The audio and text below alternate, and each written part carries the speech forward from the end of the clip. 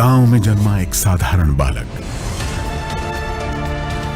जो बना भारत के स्वर्णिम इतिहास का अध्याय। अपनी मेहनत और लगन के दम पर गांव की पगडंडी से राष्ट्रपति भवन तक एक सफर, एक मिसाल। ये कहानी है श्री रामनाथ कोविंद की।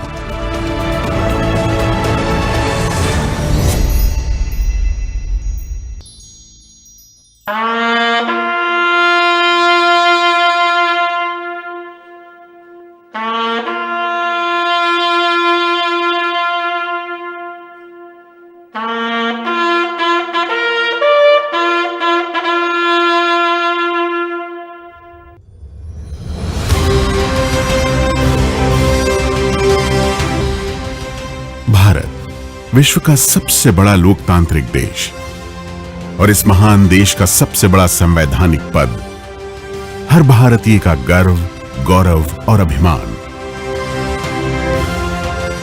भारत के प्रथम नागरिक महामहिम राष्ट्रपति।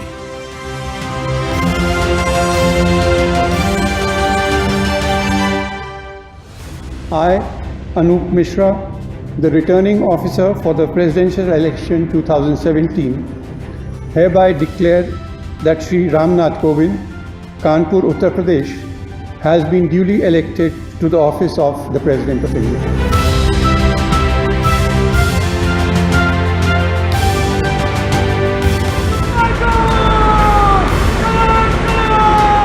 बारिश का ये मौसम मुझे बचपन के उन दिनों की याद दिलाता है जब मैं अपने पैतृक गांव में रहा करता था। घर कच्चा था, मिट्टी की दीवारें थी। तेज बारिश के समय फूस की बनी छत पानी रोक नहीं पाती थी। आज देश में ऐसे कितने ही रामनाथ कोविंद होंगे जो इस समय बारिश में भीग रहे होंगे, कहीं खेती कर रहे होंगे, कहीं मजदूरी कर रहे होंगे, शाम को भोजन मिल जाए इसके लिए पसीना बहा रहे होंगे। आज मुझे उनसे कहना है कि परौंख गांव का रामनाथ कोविंद राष्ट्रपति भवन में उन्हीं का प्रतिनिधि बनकर जा रहा है।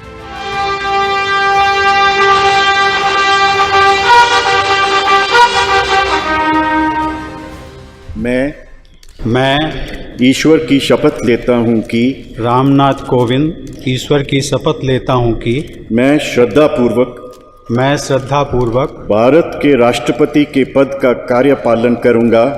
भारत के राष्ट्रपति के पद का कार्यपालन करूंगा।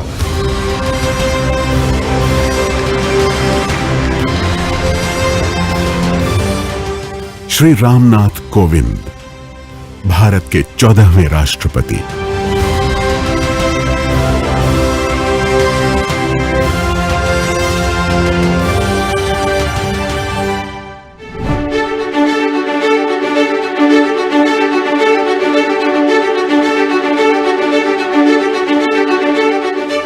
परौंख उत्तर प्रदेश के जिले कानपुर देहात का ये छोटा सा गांव कहां जानता था कि इसी गांव की गोद में पला बढ़ा एक साधारण सा बालक फूस के घर से राष्ट्रपति भवन तक के यादगार सफर की कहानी लिखेगा।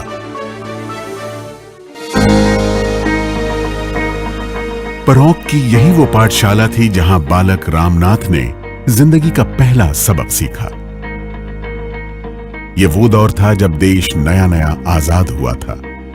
गांव, देहात, शहर सबने खुली हवा में सांस लेना शुरू किया था। बापू के आंदोलन से हर तरफ देशभक्ति की लहर दौड़ रही थी। भारत की राजनीतिक और सामाजिक व्यवस्थाएं नए सिरे से आकार ले रही थी। बाबा साहब अंबेडकर की अगुवाई में स्वतंत्र भारत ने अपना संविधान तय कर लिया था। बदलाव के बयार तो सब महसूस कर रहे थे, पर यह कोई नहीं जानता था कि यह छोटा सा गांव भी इस बड़े बदलाव का हिस्सा बनेगा। इसी गांव का एक बालक एक दिन देश के सर्वोच्च संवैधानिक पद पर आसीन होगा और भारत के संविधान का सबसे बड़ा सिपाही बनेगा।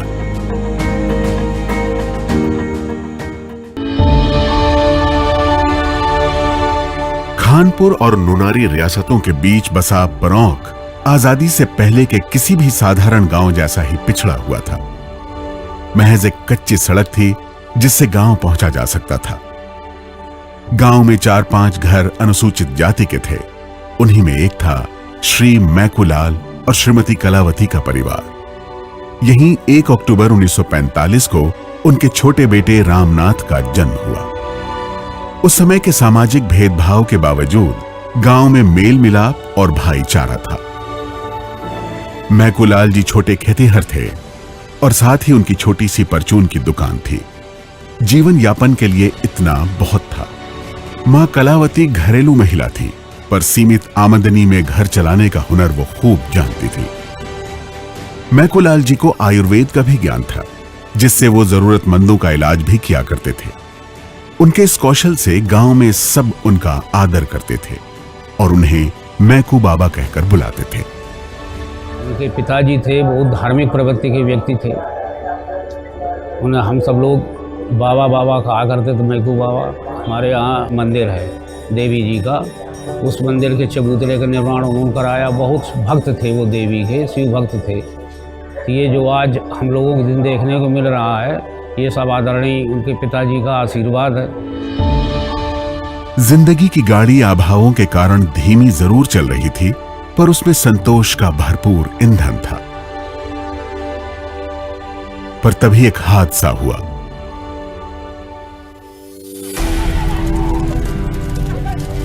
रामनाथ के फूस का घर आग से जलकर राख हो गया।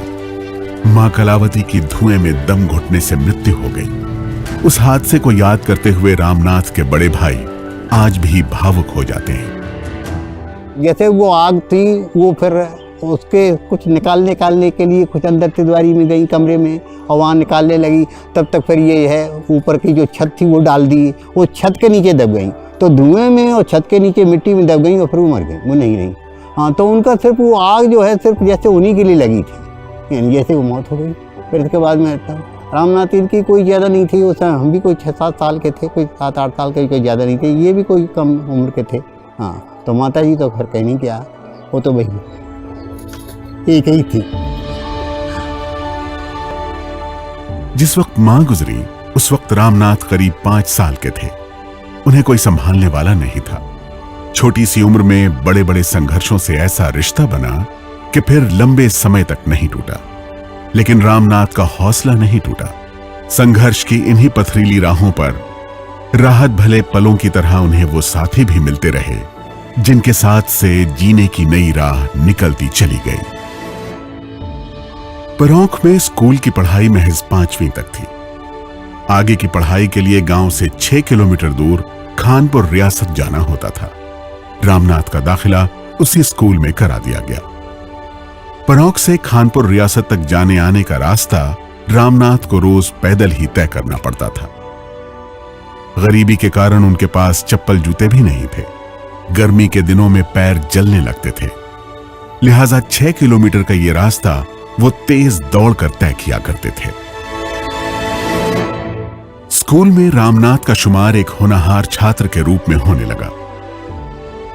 मैकूलाल जी ने रामनाथ की प्रतिभा को पहचाना और आगे की पढ़ाई के लिए उन्हें किसी बड़े शहर में भेजने का फैसला किया। अपने इस सपने के लिए उनके पिता ने धन का अभाव आड़े नहीं आने दिया, लिहाजा आगे की पढ़ाई के लिए रामनाथ कानपुर आ गए।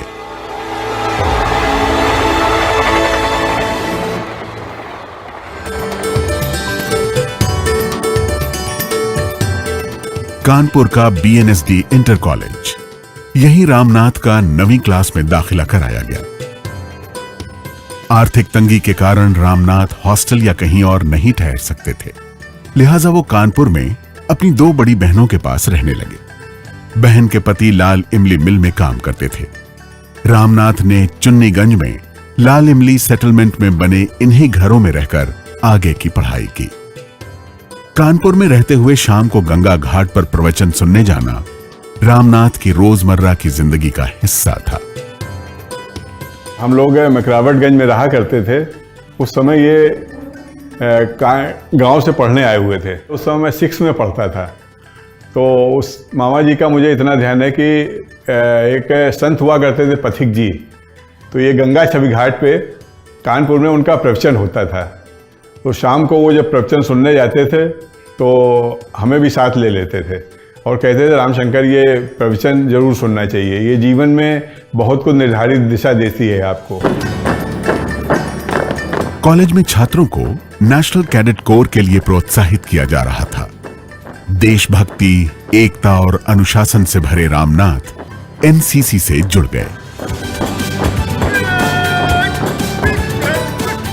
परोक से आए रामनाथ के पास महज 2 जोड़ी कपड़े ही हुआ करते थे।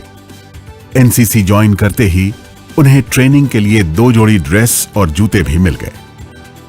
अब रामनाथ अक्सर एनसीसी यूनिफॉर्म में ही कॉलेज जाने लगे। हाल ही में ऐसा दिन भी आया जिसने हर किसी को जज्बाती कर दिया। राष्ट्रपति बनने के बाद श्री रामनाथ कोविंद अपने स्कूल गए, अपने गुरुजनों से मिले, उन्हें सम्मानित किया, उनके पांव छुए। महामहिम राष्ट्रपति का अपने गुरुओं के लिए सम्मान और श्रद्धा का भाव एक अनूठी मिसाल बना। 12वीं के बाद रामनाथ ने बीकॉम करने का फैसला किया और कानपुर के डीएवी कॉलेज में दाखिला लिया। रामनाथ पढ़ाई में तो तेज थे ही, अनुसूचित जाति की छात्रवृत्ति से भी उन्हें आगे की पढ़ाई में सहयोग मिला। बीकॉम के बाद उन्होंने डीएवी कॉलेज में कानून की पढ़ाई की। कानून की डिग्री के बाद रामनाथ ने सिविल सेवा परीक्षा देने का फैसला किया और दिल्ली चले आए। उन्हें इस बात का एहसास बराबर रहा कि उनके इस सपने के लिए उनके पिता को अपनी जमीन का एक टुकड़ा बेचना पड़ा है। लिहाजा सिविल सेवा परीक्षा के लिए रामनाथ ने दिल्ली में रहकर जी तोड़ मेहनत की। इसी समय उनके एक परिचित ने उन्हें मुरारजी देसाई से मिलवाया। मुरारजी देसाई ने रामनाथ की प्रतिभा को पहचाना और उन्हें अपना निजी सचिव बना लिया। इन दिनों मुरारजी देसाई का निवास 5 ड्यूप्ले रोड हुआ करता था। रामनाथ वहीं रहने लगे। मुरारजी देसाई के साथ रामनाथ को नए जीवन अनुभव हुए। रामनाथ कोविंद आज भी अपने जीवन की सादगी और गांधीवादी विचारों की पाठशाला मुरारजी देसाई को ही मानते हैं।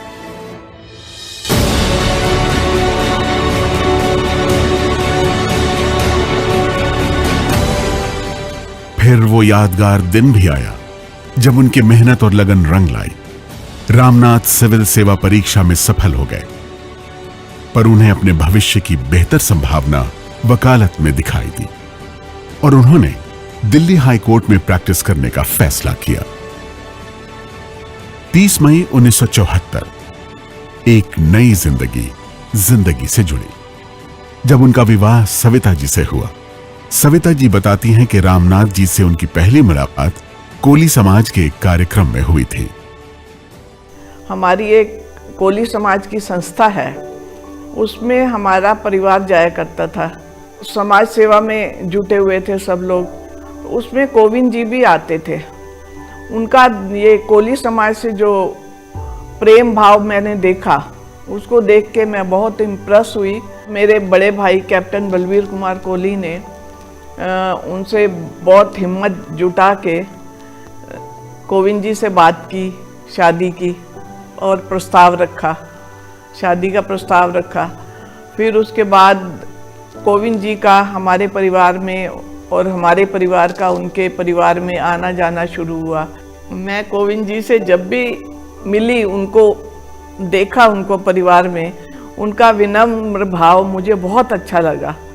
मैं इससे बहुत इम्प्रेस हुई कि कितने सादगी भरे इंसान हैं। सविता जी से शादी के बाद रामनाथ की जिंदगी थोड़ी और पटरी पर आई। वकालत जारी रही, पर एक बात थी जो रामनाथ को बराबर खटक रही थी। वकालत के शुरुआती दिनों में एडवोकेट रामनाथ ने देखा कि समाज की मजलूम और गरीब महिलाएं कानूनी जानकारी और धन के अभाव में न्याय से वंचित हैं। लिहाजा उन्होंने ऐसे तमाम जरूरतमंदों को मुफ्त कानूनी सलाह देने का फैसला किया। उनके मुकदमे मुफ्त लड़ने का निश्चय किया।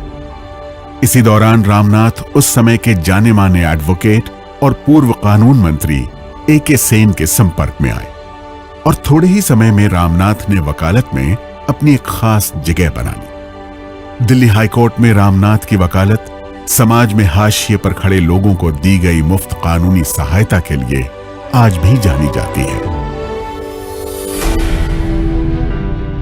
साल 1978 जब Ramnath Kovind advocate on record का इम्तिहान पास कर इनरोल हुए और उन्होंने सुप्रीम कोर्ट में प्रैक्टिस करने का फैसला किया। बाद में वो केंद्र सरकार के स्टैंडिंग काउंसिल भी बने और फिर 1980 से 1993 तक सुप्रीम कोर्ट की वकालत में मसरूफ रहे। एडवोकेट अनिल सोनी बताते हैं कि रामनाथ जी को कोर्ट में सुनना ऐसा होता था जैसे कोई विनम्र व्यक्ति पूरे आदर और इत्मीनान से अपनी बात कह रहा हो।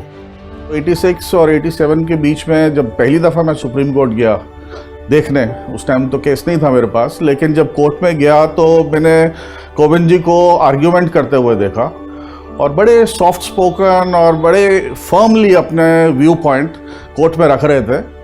और जब उन्होंने अपनी बहस ख़त्म करी तो कोर्ट ने कहा कि yes, you have taught us law today and we would have exceeded our jurisdiction had you not taught us. तो मुझे बड़ा इम्प्रेसिव लगा कि ये शख्स कौन है।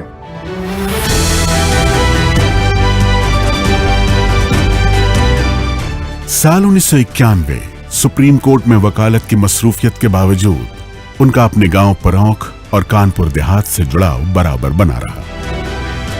उनकी कानूनी समझ, ईमानदार छवि और जमीनी जुड़ाव की वजह से भारतीय जनता पार्टी ने उन्हें 1991 में घाटमपुर लोकसभा सीट से अपना प्रत्याशी बनाने का फैसला किया। यही वो साल था जहां से रामनाथ कोविंद का राजनीतिक सफर शुरू हुआ। हमको उस चुनाव का प्रभारी बनाया गया। संयोग ऐसा था कि न तो वो इसके पहले कभी चुनाव लड़े थे और न हमने कभी चुनाव लड़ाया था। दोनों एक तरह से अनाड़ी थे चुनाव की दृष्टि से, पर इतने सरल थे कि जिस समय उनकी प्रत्याशिता घोषित हुई और ये चर्चा की गई कि भाई इसमें चुनाव में व्यय होता है तो कैसे क्या करेंगे, तो उनके पास जो पूंजी थी लगभग 3 लाख रुपए उन्होंने सब उठा करके हम लोगों के बीच में रख दी, कहने लगी ये हमारे पास है और यही हम कर सकते हैं। अच्छी बात ये थी कि जहां हम लोग जाते थे लोग वोट दें चाहे न दें, लेकिन एक बात सब जगह एक टिप्पणी होती थी, वो कहते थे प्रत्याशी बहुत अच्छा है। घाटमपुर लोकसभा सीट में 5 विधानसभा क्षेत्र थे। इनमें से 4 में रामनाथ कोविंद को बढ़त हासिल थी, लेकिन पूर्व प्रधानमंत्री विश्वनाथ प्रताप सिंह के प्रभाव वाले एक विधानसभा क्षेत्र में रामनाथ पिछड़ गए और उन्हें चुनाव में हार का सामना करना पड़ा। लेकिन जिंदगी में कभी न हार मानने वाले रामनाथ कोविंद ने जन सरोकार से जुड़ी अपनी राजनीतिक प्रतिबद्धता को बनाए रखा और वो अपनी पूरी संकल्प शक्ति के साथ समाज सेवा में डटे रहे। सामाजिक और राजनीतिक मसरूफियत के बावजूद रामनाथ कोविंद ने अपनी पारिवारिक जिम्मेदारियों को भी बखूबी निभाया। उनकी इन खूबियों को गिनाते हुए सविता जी कहती हैं, कोविंद जी घर के काम काज करने में हमेशा तैयार रहते थे। जैसे मैं कहीं बाहर गई हूँ, बाजार गई हूँ, तो पीछे से बच्चों की देखभाल कर लेते थे और खाना भी बनाने का अगर नौबत आए तो बच्चों को भूखे नहीं रहना पड़ता था। एक तरफ खुद का परिवार और दूसरी तरफ समाज। रामनाथ के राजनीतिक सामाजिक सरोकार के मद्देनजर भारतीय जनता पार्टी ने उन्हें राज्यसभा भेजने का फैसला किया। 1994 में वो पहली बार राज्यसभा के सदस्य बने। राज्यसभा में वो पूरे 2 कार्यकाल तक सदस्य रहे। अपनी 12 साल की राज्यसभा सदस्यता के दौरान वो कई संसदीय समितियों के सदस्य रहे। बतौर राज्यसभा सांसद संसद में अपनी बात बहुत शालीनता और प्रभावी ढंग से कहने के लिए रामनाथ कोविंद को आज भी याद किया जाता है। वो संसद में बहुत ही शालीनता से लेकिन प्रभावी रूप से अपनी बात रखते थे और जो बात देश के वंचित समाज के विषय आते हैं इनके लिए तो बोलते ही थे, लेकिन बाकी देश की समसामयिक परिस्थितियों पर भी वो बहुत ही प्रभावी रूप से अपनी बात कहते थे। और मुझे याद है कि जब भी राज्यसभा में वो अपनी बात कहते थे तो पूरा सदन बहुत ही शांति से उनको सुनता था। साल 2004 में SC/ST आरक्षण पर अनुसूचित जाति, जनजाति और सामान्य वर्ग के बीच सद्भाव पर जो जरूरी बातें रामनाथ कोविंद ने कही, उन्हें राज्यसभा में भरपूर समर्थन मिला। आरक्षण की कभी कभी बात ही आ जाती है, कभी कभी जो समाज से स्वर फूटते हैं उनको लगता है कि शायद ये बहुत, मैं भी मानता हूं और एक बार मैंने इसी सदन में ये बात कही थी कि let us come across the table, कि जिसको कहा गया था कि संविधान की जब शुरुआत हुई तो 10 वर्षों के लिए आरक्षण बढ़ाया गया। मैडम वो 10 वर्षों का एक पॉलिटिकल एक्सटेंशन था रिजर्वेशन का, जो कि लोकसभा, विधानसभा और नगर पालिकाओं वगैरह में मिला हुआ है, और वो बढ़ता बढ़ता अभी चला गया। तो जो आरक्षण सेवाओं में है, नौकरियों में है आरक्षण, उसकी किसी भी प्रकार के मियाद नहीं है। लेकिन लोगों को लगता है, इसमें कभी कभी भ्रम हो जाता है कि ये 10 साल का बढ़ा, 20 साल का बढ़ा, लेकिन जो प्रतिशत आरक्षण का प्रतिशत मिलना चाहिए था, जो बेसिक एक तय किया गया था, कि पूरा नहीं हो पाया। आखिर इसमें दोष किसका है? जो लोग मांग रहे हैं उनका दोष है या जो लोग देने वाले हैं उनका दोष है? लेकिन एक सामूहिक जिम्मेदारी को लेकर के यदि देश आगे बढ़े, सरकार इनिशिएटिव ले, तो मुझे लगता है कि वो केवल निजी क्षेत्र की आरक्षण की बात नहीं है, बल्कि इसको एक नए सिरे से सोचना चाहिए कि ये जो बिलो पॉवर्टी लाइन है अथवा ये जो 30 करोड़ की जनसंख्या है, उसको how to bring that par with us, समस्या वहां पर है। साल 1997 में SC/ST कर्मचारियों के लिए 5 आदेश लाए गए। ये आदेश कर्मचारियों के सेवा नियमों, वरिष्ठता और भर्ती प्रक्रिया से जुड़े थे, लेकिन ये आदेश कर्मचारियों को पसंद नहीं आए। इसके खिलाफ SC/ST कर्मचारियों का जबरदस्त आंदोलन हुआ। तत्कालीन सरकार के कर्मचारी विरोधी इन आदेशों का भारतीय जनता पार्टी ने पुरजोर विरोध किया। सांसद रामनाथ कोविंद ने इस आंदोलन की सड़क से संसद तक अगुवाई की। परिणाम स्वरूप अटल बिहारी वाजपेयी सरकार के कार्यकाल में संविधान का 81वां, 82वां और 85वां संशोधन पारित कर इन आदेशों को रद्द कर दिया गया।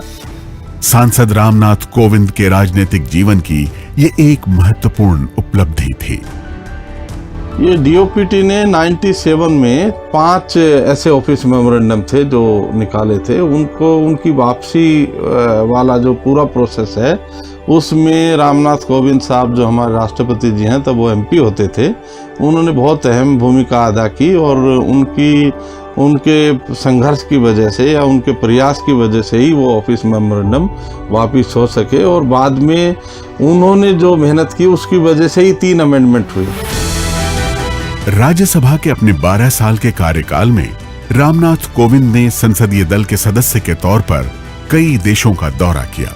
इनमें सबसे चर्चित दौरा साल 2003 में संयुक्त राष्ट्र संघ का था, जहां उन्होंने संसदीय दल की अगुवाई करते हुए संयुक्त राष्ट्र में बाल अधिकार के विशेष सत्र की रिपोर्ट पर अपने विचार रखे। रामनाथ कोविंद को अब भारतीय जनता पार्टी के वरिष्ठ नेता के तौर पर पहचाना जाने लगा था। पार्टी ने उन्हें कई खास जिम्मेदारियां सौंपी। वो भारतीय जनता पार्टी के राष्ट्रीय अनुसूचित जाति मोर्चा के अध्यक्ष बनाए गए, पार्टी के राष्ट्रीय प्रवक्ता भी रहे। साथ ही उन्होंने लंबे समय तक कोली समाज का नेतृत्व किया। अब पार्टी की ओर से राज्य तथा राष्ट्रीय स्तर के चुनाव प्रचार में भी उनकी महत्वपूर्ण भूमिका तय की जाने लगी। साल 2015 श्री रामनाथ कोविंद को बिहार का राज्यपाल बनाया गया।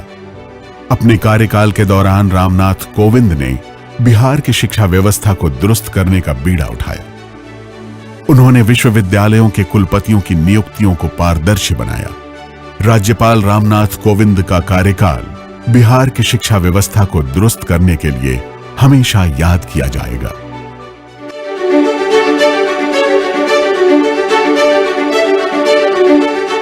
ये वो समय था जब बतौर राष्ट्रपति श्री प्रणब मुखर्जी का कार्यकाल पूरा होने वाला था। देश को अपने नए राष्ट्रपति की तलाश थी। तभी एक दिन पटना राज्य भवन में राज्यपाल श्री रामनाथ कोविंद के लिए दिल्ली से फोन आया। उन्हें राष्ट्रीय जनतांत्रिक गठबंधन की ओर से राष्ट्रपति चुनाव के उम्मीदवार बनाए जाने की सूचना दी गई। राष्ट्रपति पद के चुनाव में NDA के प्रत्याशी के रूप में आज श्री रामनाथ कोविंद गवर्नर बिहार का नाम तय किया गया है। सत्तारूढ़ गठबंधन की ओर से राष्ट्रपति पद का उम्मीदवार होना अपने आप में इस बात का प्रमाण था कि अब श्री रामनाथ कोविंद ही भारत के 14वें राष्ट्रपति होंगे। बावजूद इसके रामनाथ कोविंद ने राष्ट्रपति चुनाव से पहले सभी दलों से समर्थन का आग्रह किया। मेरा हमेशा प्रयास होगा और मेरी मान्यता भी है कि राष्ट्रपति का पद दलगत राजनीति से ऊपर होना चाहिए। एनडीए के सभी घटक दलों ने मेरा समर्थन किया है। इसके अतिरिक्त भी कुछ राजनीतिक दलों ने समर्थन किया है। इन सब के लिए मैं हृदय से आभार व्यक्त करता हूं और सभी को विश्वास दिलाता हूं कि मैं सर्वोच्च पद की गरिमा को बनाए रखने के लिए हर संभव प्रयास करूंगा। उनके विरुद्ध यूपीए की ओर से महिला प्रत्याशी श्रीमती मीरा कुमार थी। इस चुनाव में रामनाथ कोविंद जी ने श्रीमती मीरा कुमार को भारी अंतर से हराया। उन्हें 65.65% मत मिले और वो भारत के 14वें राष्ट्रपति घोषित किए गए।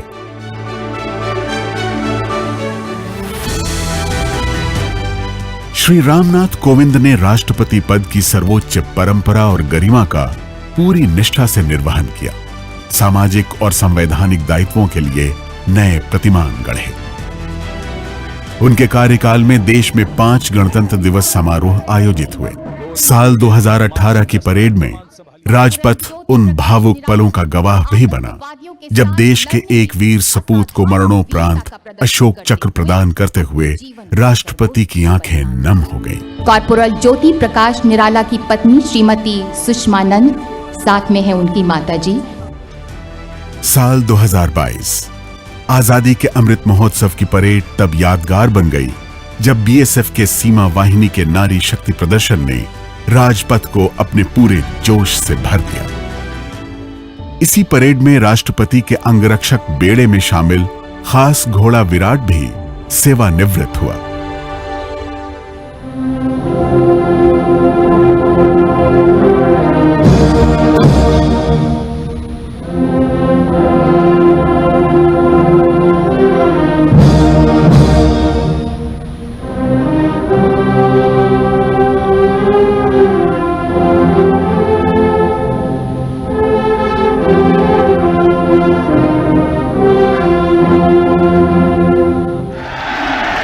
इसी दौरान राष्ट्रपति भवन कई भव्य राज्य समारोहों का गवाह भी बना, जिनकी यादें हमेशा ताजा रहेंगी। साल 2019 प्रधानमंत्री श्री नरेंद्र मोदी का शपथ ग्रहण। मैं नरेंद्र दामोदर दास मोदी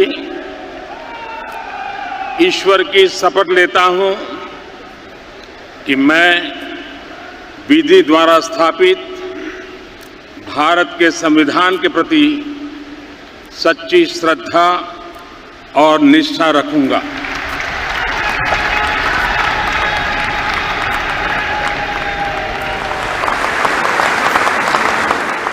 अपने कार्यकाल में महामहिम राष्ट्रपति श्री रामनाथ कोविंद ने अपने हाथों भारत के 500 विशिष्ट नागरिकों को उनके व्यक्तिगत गुणों के सम्मानार्थ पद्मश्री प्रदान किए। 66 गणमान्य नागरिकों को पद्म भूषण से नवाजा। 25 बेहद खास भारतीयों को पद्म विभूषण से अलंकृत किया।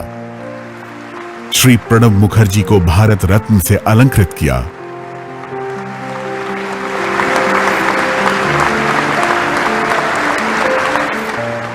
तो वहीं श्री नानाजी देशमुख और श्री भूपेन हजारिका को भी मरणोपरांत भारत रत्न से सम्मानित किया। विस्तार है पार प्रजा तुम पार करे आकार निशब्द सदा। ओ गंगा तुम, ओ गंगा बहती हो क्यों। इसी कड़ी में पहली बार ऐसा हुआ कि नंगे पांव चलने वाले भारत के उन जमीनी नागरिकों को भी पद्म पुरस्कार से अलंकृत करने राष्ट्रपति भवन बुलाया गया। जिन्होंने अपना सारा जीवन जन कल्याण और देश सेवा में समर्पित कर दिया।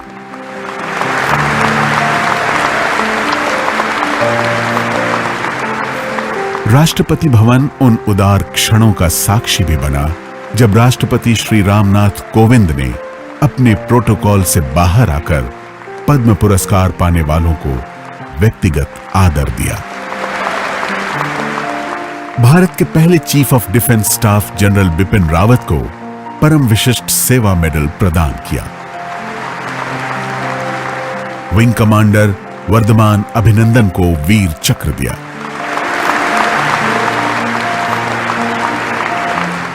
दादा साहब फाल्के पुरस्कार और मेजर ध्यानचंद खेल रत्न जैसे कितने ही गौरवशाली अवसर आए जब राष्ट्रपति भवन का ये सभागार गर्व से गूंजता रहा। I, दीपक मिश्रा, राष्ट्रपति श्री रामनाथ कोविंद देश के ऐसे पहले राष्ट्रपति रहे जिनके कार्यकाल में 4 मुख्य न्यायाधीशों ने शपथ ली। I, नूतलपाटी Venkataraman, do swear in the name of God.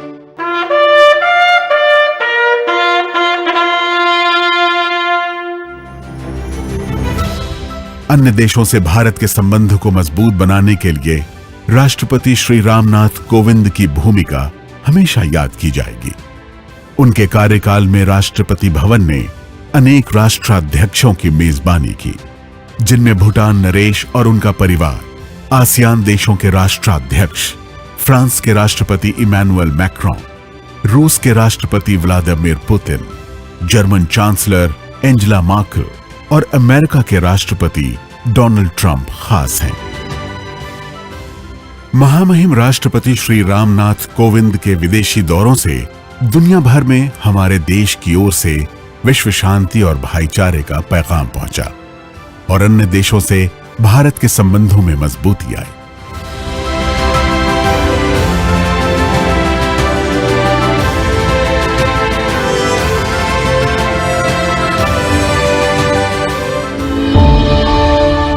इसी कड़ी में उनका सूरीनाम दौरा खास रहा, जब इतिहास में पहली बार 2 देशों के राष्ट्राध्यक्षों ने एक साथ योगाभ्यास किया। राष्ट्रपति रामनाथ कोविंद के विदेशी दौरों में 12 से अधिक देश तो ऐसे हैं जहां पहली बार किसी भारतीय राष्ट्रपति ने यात्रा की।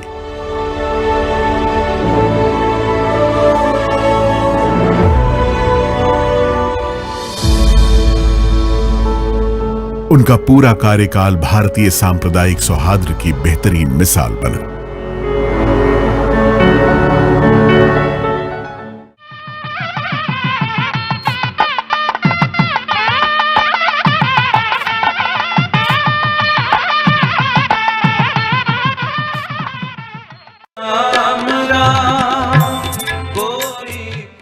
सर्वधर्म संभाव की भारतीय परंपरा के तहत राष्ट्रपति रामनाथ कोविंद ने पूरे मन और समर्पण से सभी धर्म स्थलों में अपनी आस्था जाहिर की।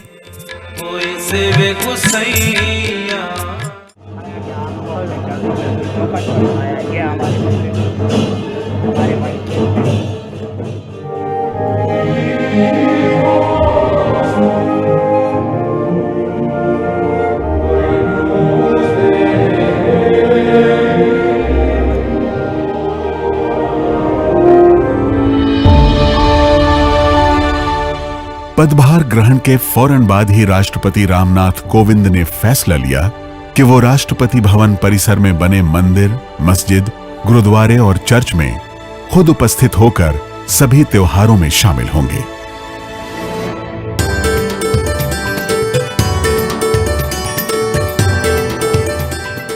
अपने कार्यकाल के दौरान राष्ट्रपति श्री रामनाथ कोविंद ने उत्तर से दक्षिण और पश्चिम से पूर्व के राज्यों का दौरा किया और आम देशवासियों से मुलाकात की।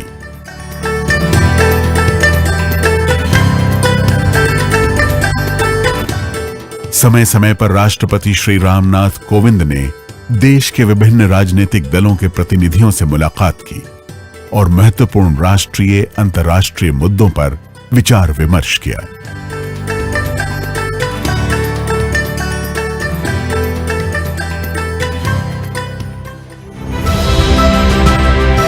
सेना के सर्वोच्च कमांडर के तौर पर राष्ट्रपति श्री रामनाथ कोविंद ने देश के अलग अलग हिस्सों में सेना के 3 अंगों का निरीक्षण किया और उनकी कार्यप्रणाली को करीब से जाना।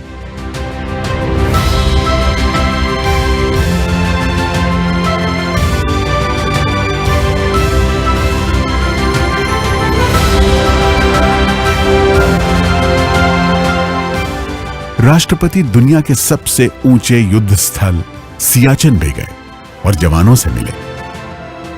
सियाचिन जाने वाले वो देश के दूसरे राष्ट्रपति बने।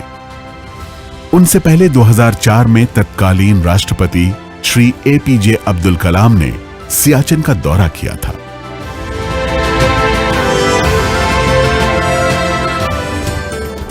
शिक्षा के प्रति राष्ट्रपति का खास लगाव रहा। यही कारण था कि स्कूली छात्रों से लेकर उच्च शिक्षण स्थानों के छात्रों तक उनका संवाद बराबर बना रहा।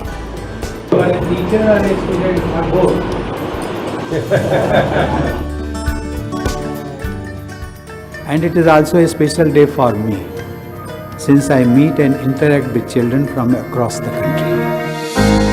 केंद्रीय विश्वविद्यालयों के कुलाध्यक्ष के तौर पर राष्ट्रपति ने समय समय पर उनके कुलपतियों से मुलाकात की और देश की उच्च शिक्षा को बेहतर बनाने में अपने मेहनीय सुझाव दिए। My warm wishes to you for your successful tenure in India. जब कोरोना जैसी वैश्विक महामारी ने देश के सामने बड़ी चुनौती ला खड़ी की, तब राष्ट्रपति भवन ने इस संकट से निपटने के सार्थक प्रयास किए। पहली बार 7 देशों के नवनियुक्त राजदूतों या हाई कमिश्नर की ओर से राष्ट्रपति को वीडियो कॉन्फ्रेंसिंग के जरिए परिचय पत्र सौंपे गए। राष्ट्रपति भवन में आयोजित समारोह में भी कोरोना प्रोटोकॉल का सख्ती से पालन किया गया।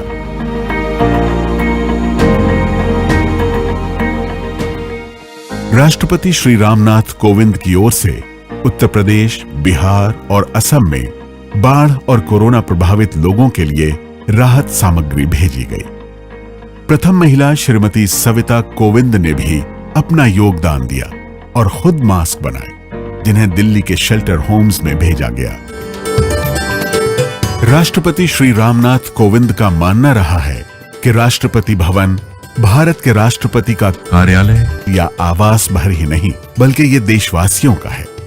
लिहाजा उन्होंने देश के आम नागरिकों को राष्ट्रपति भवन आने और उसे देखने का निमंत्रण दिया।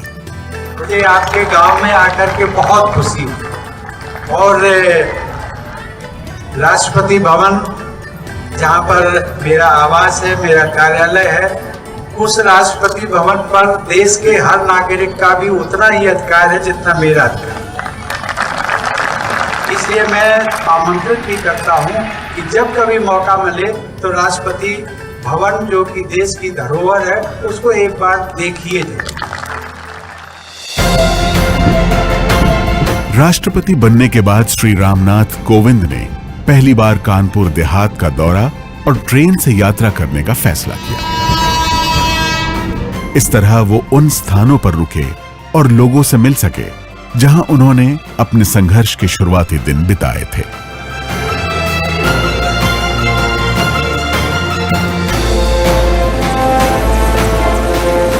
परौंख गांव का माहौल उस समय जज्बाती हो गया जब राष्ट्रपति ने अपने जन्म स्थान की माटी को मस्तक पर लगाकर नमन किया। सारा का सारा गांव अपने लाडले रामनाथ के स्वागत में उमड़ पड़ा। राष्ट्रपति गांव में उन सभी जगहों पर गए जहां उन्होंने अपना बचपन बिताया था।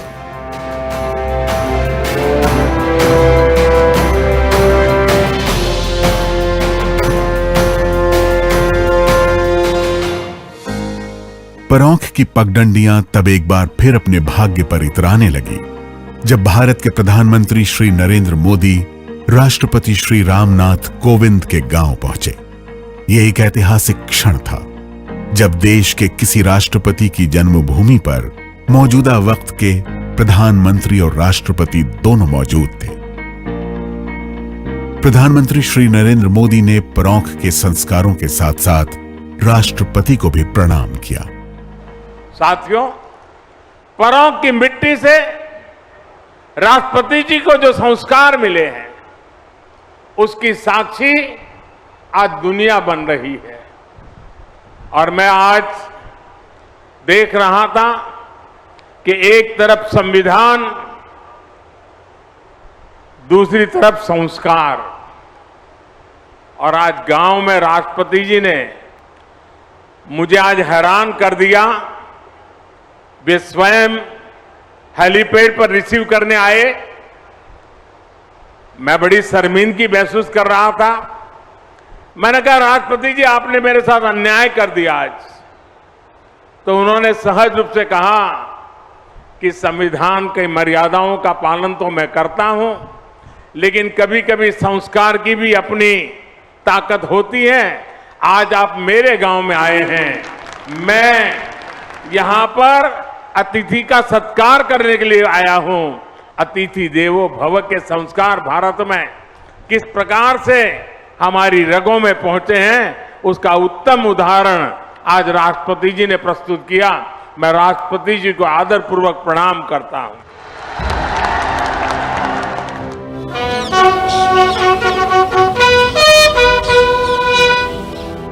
देश के सर्वोच्च संवैधानिक पद पर आसीन होने के बावजूद श्री रामनाथ कोविंद का जीवन बेहद अनुशासित और सादगी भरा रहा। जब भी उनसे मिलिए तो लगता है कि सादगी और विनम्रता खुद रूबरू है। अनुभवों को जानिए तो महसूस होता है कि जैसे पूरा विश्वविद्यालय आपसे मुखातिब है। जमीनी संघर्ष और तजुर्बे में तपी शख्सियत ऐसी कि जैसे हमारे हताश मन को हौसला देते हुए वो कह रहे हों, मंजिलें क्या हैं, रास्ता क्या है, हौसला हो तो फासला क्या है। मत समझना पिछड़ गया तू, कारवां से बिछड़ गया तू अकेला ही कारवां बन जा, ठान ले दिल में सोचता क्या है। मंजिलें क्या है, रास्ता क्या है, हौसला हो तो फासला क्या है। आंधियों के विरुद्ध चलने का ये समय है, समय बदलने का। तू चलेगा तो चल पड़ेंगे सब, अपने कदमों को रोकता क्या है। मंजिलें क्या है, रास्ता क्या है, हौसला हो तो फासला क्या है।